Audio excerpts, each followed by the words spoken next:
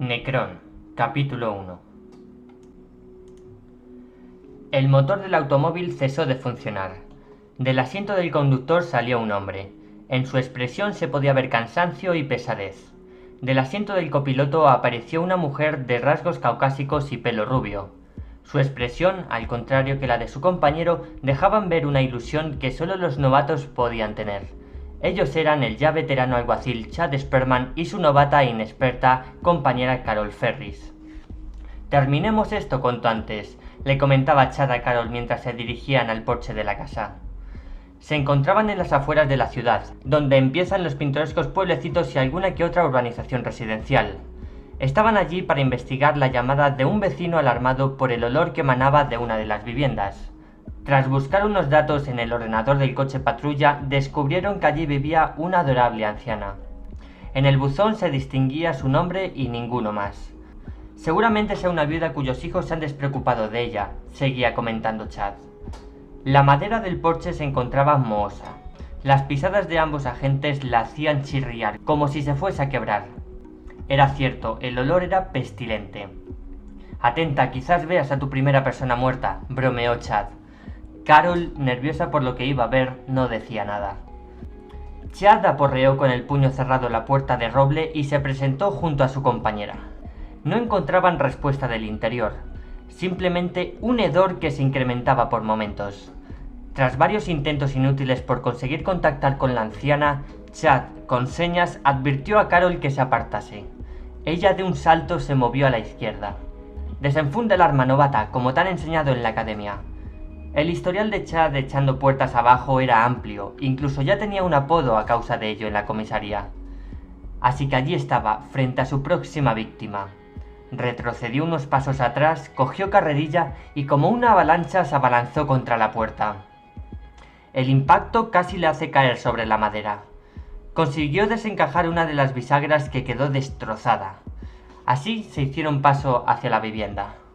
Era una casa de 2 plantas, con una escalera nada más entrar que conducía hacia el segundo piso. El ambiente daba la sensación de que allí solo podía vivir un grupo de yonkis. La penumbra del salón, con unos pequeños rayos de luz que se hacían paso a través de las persianas, el hedor y el desorden del interior conseguían hacer del sitio un lugar de pesadilla. Los agentes continuaron haciendo saber, si es que hubiese alguien allí, de su presencia en la casa.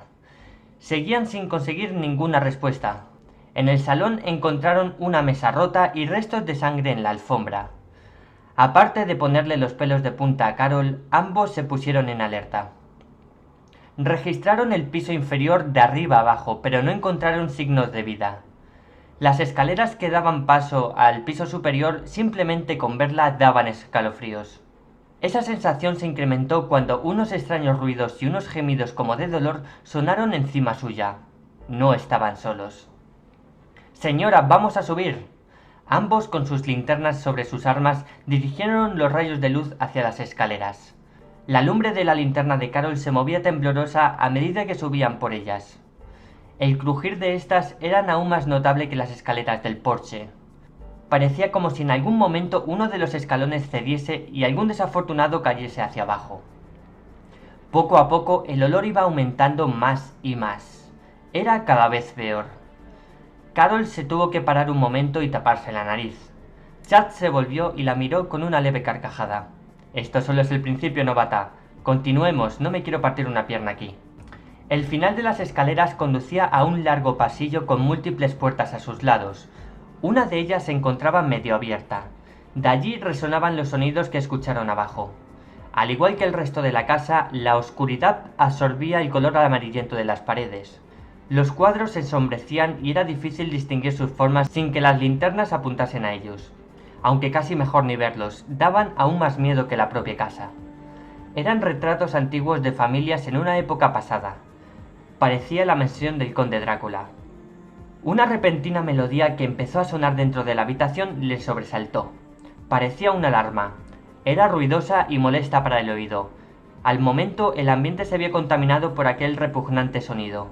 A los pocos segundos unos gemidos, al parecer de dolor, acompañaron a la alarma. Ambos agentes con precaución se posicionaron junto a la puerta. Chad la abría y Carol desde atrás apuntaba con su arma, temblorosa. La habitación se encontraba en una aún más lúgubre atmósfera. Desde la entrada se podía ver una cama de matrimonio, un gigantesco armario, un par de espejos y alguna que otra fotografía antigua. Daban escalofríos. De la cama sobresalía un montículo. Se movía de un lado a otro, a una velocidad reducida. Los gemidos no cesaban, transmitían angustia y malestar. «Oiga, somos la policía, venimos a ayudarla». La mujer o lo que hubiese ahí debajo de las sábanas no daba ninguna respuesta. Solamente se inclinaba desde el lado opuesto de la cama. Sus movimientos advertían que intentaba coger algo. Algo que se encontraba bajo la cama. Chad, que fue el primero en entrar y que se encontraba concentrado en desvelar qué había debajo de las sábanas, no se percató de aquellos movimientos. Carol, en cambio, que se encontraba en otro ángulo de visión, sí lo captó. Chad dio el último paso que le faltaba para acercarse a la cama. De repente, bajo su suela, notó algo blando pero a la vez consistente. Esa pisada sí obtuvo una respuesta. Un bufido resonó entre las cuatro patas de la cama. También el sonido de un disparo se coordinó para acompañar aquel bufido. La bala alcanzó uno de los espejos y los cristales inundaron el suelo. Una bola negra apareció de debajo y como un rayo saltó hacia la ventana. Era un simple gato. Chad impulsivamente miró a Carol con los ojos despiertos y la dijo: «Por el amor de Dios, tranquilízate o matarás a alguien». Carol se disculpó tímidamente y se intentó acercar a la cama por el otro lado, para descubrir quién se escondía allí. A medio camino se tuvo que parar y alzar de nuevo su arma. De entre las sábanas surgió la figura de una mujer anciana. Seguramente sería la propietaria del inmueble. Mientras ella se intentaba levantar de la cama haciendo caso omiso a lo que sucedía a su alrededor, Chad aprovechó y apagó la alarma. Ambos agentes quedaron perplejos cuando la señora se levantó de la cama y comenzó a pisar los cristales rotos. No sangraba apenas, como si su sangre estuviese coagulada, y no expresaba ningún signo de dolor. Simplemente se limitaba a gemir y gemir. Pero no era una reacción al supuesto dolor que debía estar experimentando. Parecía su idioma, su modo de comunicarse. Chad apartó a Carol para hacerse camino a la mujer y pararla antes de que se destrozara del todo los pies. Desde el marco de la puerta, Carol pudo contemplar cómo aquella señora de tez grisácea y pómulos marcados se abalanzaba con la mandíbula abierta hacia su compañero. Los dientes penetraron en el cuello del policía, que cayó al suelo con los colmillos de la señora aún clavados en la garganta. Carol se puso a gritarle a la anciana, pero parecía invisible porque no hacía caso a sus advertencias. «¡Apártese o disparo!». Como no se apartaba y tampoco iba a dispararle a una anciana, la quitó de encima de su compañero de un empujón. La sangre borbotaba del cuello de Chad como un río de lava y los esfuerzos por taparse la herida resultaban inútiles. «Llama a una ambulancia, Carol, por favor». La tranquilidad con la que se lo dijo dejó incluso más bloqueada a la joven policía. Chad se quedó solo, en aquella habitación, junto a la señora que la había atacado. Ella yacía en el suelo, boca abajo, con las manos esposadas. Seguía emitiendo simples gruñidos e intentaba por todos los medios acercarse a Chad, enfurecida y con los ojos inyectados en sangre. Chad pensó que la mujer estaría sufriendo algún ataque psicótico o que quizás tuviese la rabia. En realidad no sabía qué le podía estar ocurriendo. Aún así, se empezó a apretar con aún más fuerza su herida e intentó no desmayarse. Mientras tanto, Carol se encontraba en el coche patrulla llamando a una ambulancia. A los 20 minutos llegó una patrulla médica. Accedieron a la habitación un par de paramédicos. Allí se encontraron a una mujer mayor esposada, un agente de policía blanquecino desmayado sobre un charco de sangre y a su compañera, que presionaba una herida en el cuello malamente vendada con una camiseta sucia.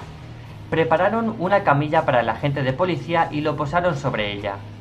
Mientras los paramédicos se llevaban a Chad a la ambulancia, Carol se quedó vigilando a la anciana. La miraba con precaución e intriga. A los minutos volvieron a aparecer de nuevo los médicos con una camilla vacía. Esa estaba reservada para la anciana. En primera instancia, uno de los médicos se dirigió a Carol y la pidió que la liberase de los grilletes. Ella, con miedo en los ojos, rehusó hacerlo. Con la voz entrecortada les explicó el motivo por la que la mujer mayor se encontraba esposada. El otro médico que observaba a la anciana empezó a hablarla con voz tranquila. A medida que éste se acercaba, la anciana más enfurecía. Era como si detectase algo en las personas. Cuando el paramédico se encontraba a un palmo, la señora gruñó, enseñó los dientes y los empezó a chocar, haciendo funcionar su mandíbula. El médico dio un respingo hacia atrás y decidieron que mejor se quedase esposada. No podían dejar que les mordiese, así que uno de ellos cogió una jeringuilla con algún tipo de sustancia tranquilizante y se la inyectó a la señora. Por un momento hizo efecto, dejó de patalear y gruñir, incluso cerró los ojos. Pero a los 5 segundos, como una tempestad tras el ojo de un huracán, empezó a intentar morderles con aún más intensidad que antes. Esto preocupó aún más a los médicos. Aunque fuese inmoral, decidieron que lo mejor sería tapar la boca de la señora con una toalla para evitar algún mordisco. Si tuviese la rabia y les mordiese sería fatal. Con la toalla difícilmente atada en la boca, agarraron a la señora con precaución y la movieron a la camilla. De camino a la ambulancia, el tramo de las escaleras se les hizo difícil. La mujer no paraba de moverse y esto hizo que el paramédico, que iba sujetando la camilla por detrás, tropezase. La camilla se desestabilizó, la mujer bajó rodando por las escaleras y por casi se lleva al otro médico por delante. Se quedaron sorprendidos de que la señora, esposada y con el hueso de la tibia asomando, no reaccionase a tal dolor. Carol ya les había advertido sobre ello. La colocaron de nuevo en la camilla, pero antes la tuvieron que poner de nuevo en la mordaza improvisada. Aquella inyección la había puesto aún más furiosa que antes, así que toda precaución tomada se quedaba corta. En la ambulancia, Carol pudo ver por unos instantes a su compañero. Se encontraba blanco como la nieve.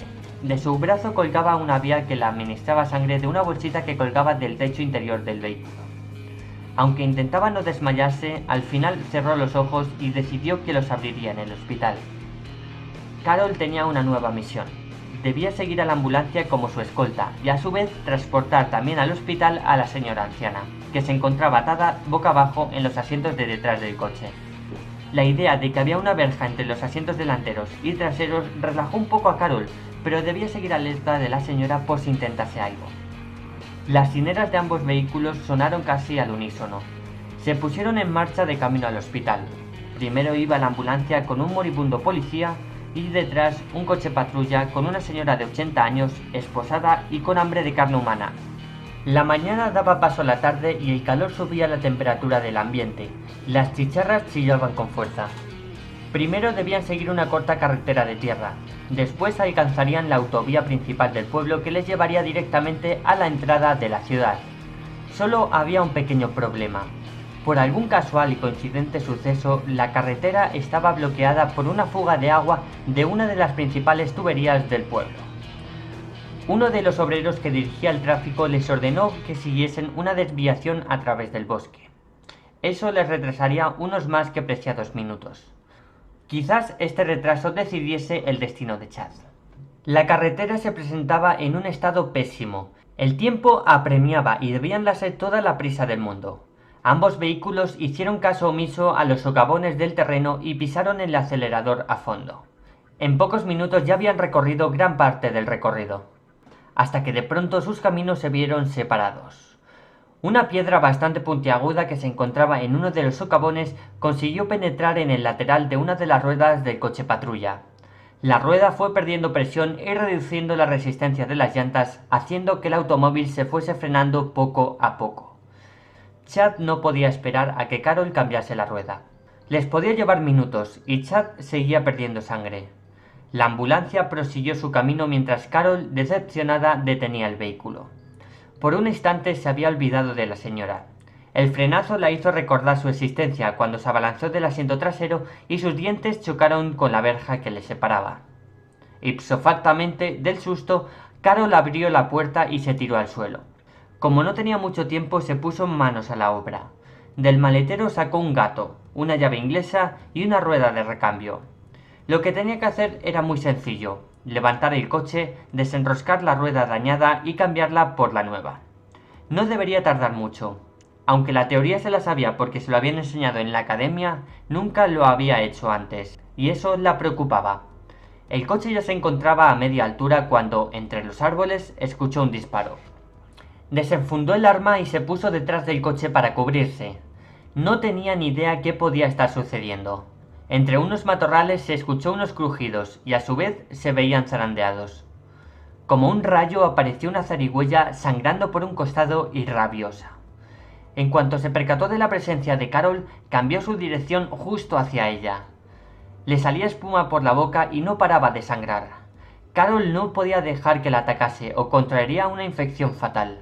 Apuntó con la mirilla hacia el pequeño animal y disparó 1, 2, incluso 3 veces. Las balas penetraban en el animal, pero lo único que conseguían era retrasarle un poquito más. La criatura parecía inmortal. Su rumbo no cambiaba y su furia aumentaba. Carol se dio cuenta de ello y, presa del pánico, corrió en dirección opuesta. Las ramas de los árboles chocaban con su cara y alguna que otra, que estaba algo afilada, consiguió hacerla un pequeño rasguño en su pómulo izquierdo. Volteó la cabeza hacia detrás y vio que su perseguidor la estaba dando alcance. Ella sabía que no podía seguir así por mucho tiempo. Tomó una decisión. Desenvainó la porra del lateral de su cinturón y se paró en seco mirando hacia la zarigüeya. Se preparó para su llegada, pero a medida que el animal se iba acercando, sus nervios aumentaban. A un palmo de ella, el animal saltó hacia su cara, con la boca abierta y decidida a arrancársela. De un movimiento lateral, la porra se incrustó en la cabeza de la alimaña. Para asegurarse de que no volvía a levantarse, Carol hundió nuevamente su porra en la cabeza de la zarigüeya. Estaba ya segura de que no se levantaría tras el último golpe. Pero ¿cómo era posible que tras 3 disparos el animal siguiese con vida? ¿Y por qué le perseguía con tanta furia? Preguntas sin respuestas se paseaban por la mente de la inexperta policía. De vuelta hacia el coche se encontró a un hombre junto a su vehículo. Este observaba a la anciana con inquietud en sus ojos. Estaba empuñando un rifle de grandes proporciones. Carol desenfundó por tercera vez su Glock y apuntó al enigmático caballero. «Aléjate del coche y tira el arma al suelo». Aquel hombre hizo exactamente lo que le ordenaron.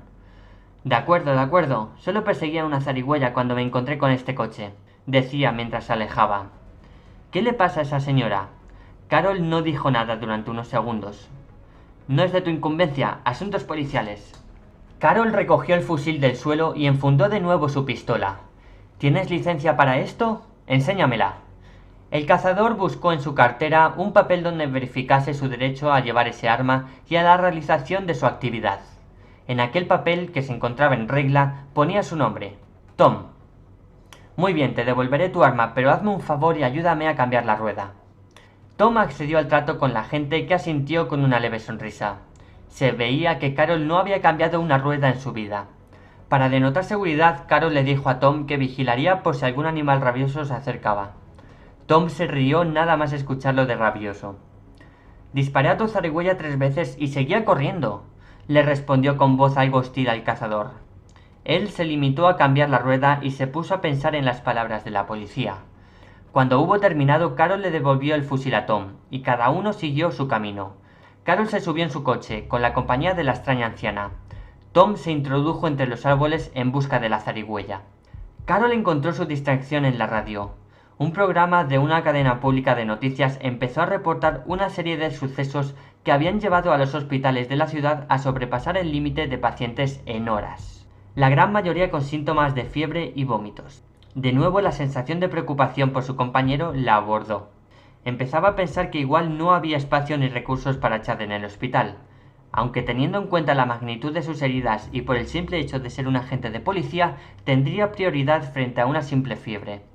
Condujo el coche por el mismo camino que había seguido la ambulancia, pero esta vez con más precaución. No quería pinchar otra rueda, pues no había otra de repuesto.